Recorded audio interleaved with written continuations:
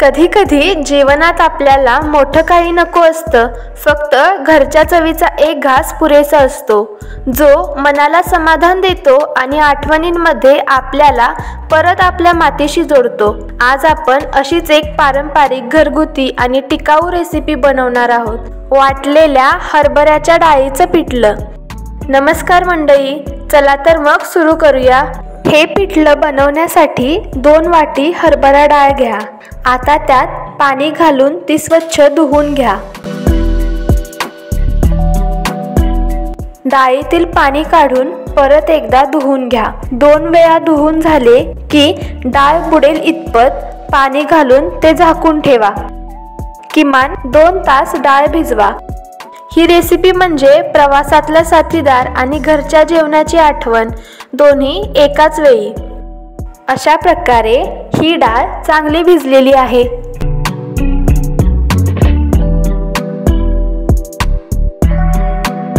डाळीतलं पाणी पूर्णपणे निथळून डाळ मिक्सरच्या भांड्यात घ्या। जेव्हा पण आम्ही कुठे बाहेर फिरायला जायचो तेव्हा माझी आजी हे पिठलं कायम बनवून द्यायची। अशा प्रकारे ती बारीक करून घ्या। डाळ पूर्णपणे बारीक न करता सरभरीत ठेवा। आता लसूण सोलून घेऊया। व्हिडिओ सोबत लसूण पण शेअर करा, म्हणजे पटकन सोलून होईल। कधी कधी आयुष्यात मोठ्या गोष्टींची गरज नसते, फक्त एक गरम भाकरी, पिठल्याचा एक घास आणि आपली माणसं एवढंच पुरेसं असतं आनंदासाठी। या साध्या पण घरगुती चवीत एक वेगळंच सुख असतं, प्रेमाचं, ममतेचं आणि आपल्या मातीतल्या उबदारपणाचं। हे बघा, लसूण सोलून झालाय। आता खलबत्त्यात आलं, लसूण, मिरची दरदरीत वाटून घेऊया। खलबत्त्यात 2-3 मिरच्यांचे तुकडे करून घ्या। तुम्ही तुमच्या आवडीनुसार तिखट कमी किंवा जास्त करू शकता।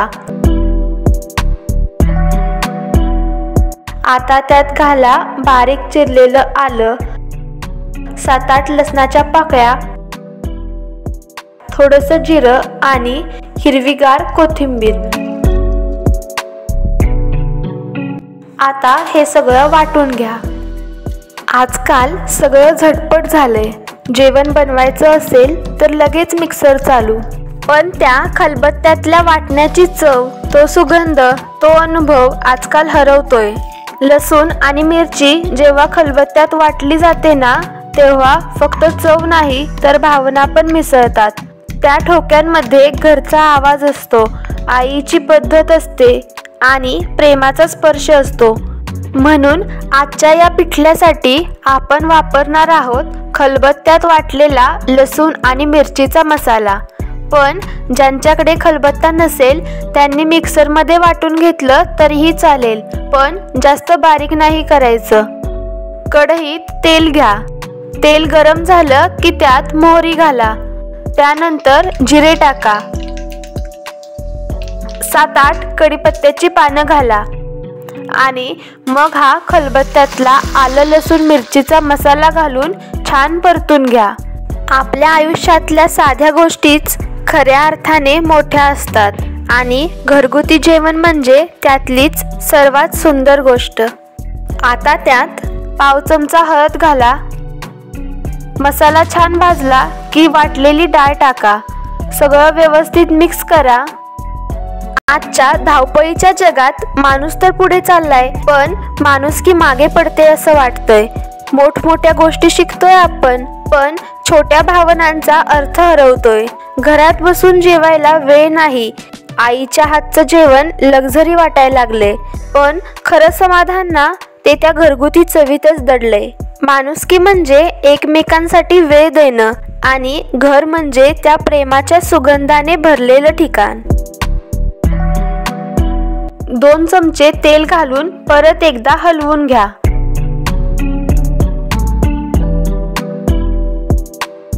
आता त्यात घाला चवीनुसार मीठ आणि मिक्स करा।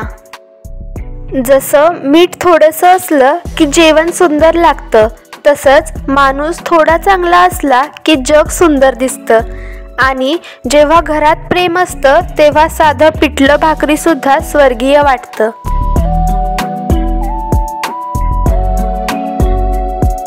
कढईवर झाकण झाकून 2 मिनिटे चांगली वाफ द्या. झाकण काढल्यानंतर अजून 2 चमचे तेल घालून परत एकदा परतून घ्या. या पिठल्यात पाण्याचा अंश नाहीये, त्यामुळे हे पिठलं 3-4 दिवस सहज टिकू शकतं. हे पिठलं तुम्ही प्रवासात घेऊन जाऊ शकता, कारण हे जास्त दिवस टिकतं आणि खराब होत नाही. भाकरी, पोळी किंवा अगदी भातासोबत सुद्धा खायला एकदम मस्त लागतं. हे मिश्रण छान परतून घ्या जोपर्यंत डाळ हलकी सोनेरी रंगाची होत नाही. शेवटी वरून कोथिंबीर घाला आणि तयार झालं आपलं स्वादिष्ट वाटलेल्या डाळीचं पिठलं.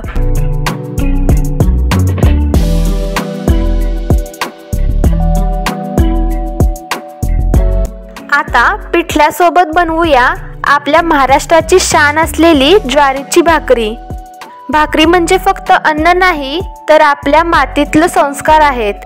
आईच्या हातातलं ते पीठ मळताना एक वेगळीच ऊब असते आणि तव्यावर भाजताना येणारा तो सुगंध म्हणजे लहानपणीच्या आठवणींना उजाळा. तर अशी बनवा साधी पण मनाला भिडणारी जोडी, वाटलेल्या हरभरा डाळीचं पिठलं आणि ज्वारीची भाकरी. कारण खरा आनंद ना तो या साध्या घरगुती जेवणातच दडलाय.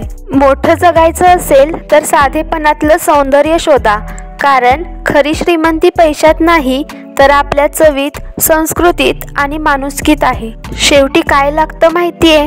थोडं प्रेम, थोडं साधेपणा आणि एक गरम पिठलं भाकरीचा घास. धन्यवाद.